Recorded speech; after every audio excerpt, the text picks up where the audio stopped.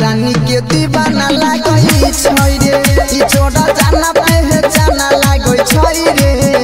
राधा रानी के दीवाना लागई छै रे सबके मटकी के दई छै रे फोड़ कत के यही बगेलै माखन चोर पीछा से कनी के उ कान्हा लागई छै रे राधा रानी के दीवाना लागई छै रे ई छोड़ा जाना पहचाना लागई छै रे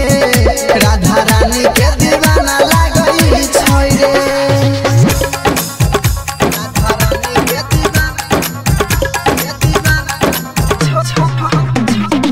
छै रे राधा रानी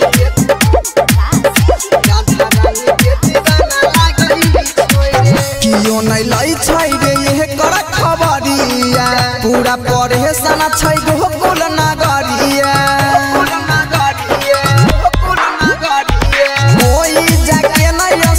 से कहई छै दिन पदिन बिगड़ले जाइ छै कोनो नै छै कि एकर उपाय सबके ई त बेगाना लागै छै रे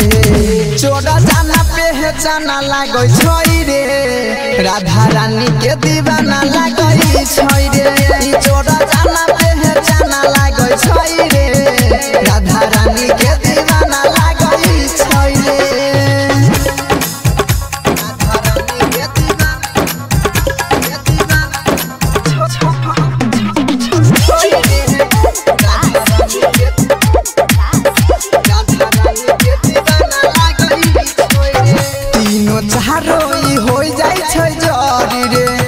सजाई छै के तारो घरी रे संग छै एकरा से गोकुल के रानी सुनबै छै सब किसान के कहानी अमरनाथ कहे एकर लीला सबके ई त बहाना लागै छै रे चोरा जाना पहचाना लागै छै रे राधा रानी के दीवाना लागई छै रे ई चोरा जाना पहचाना लागई छै रे राधा रानी के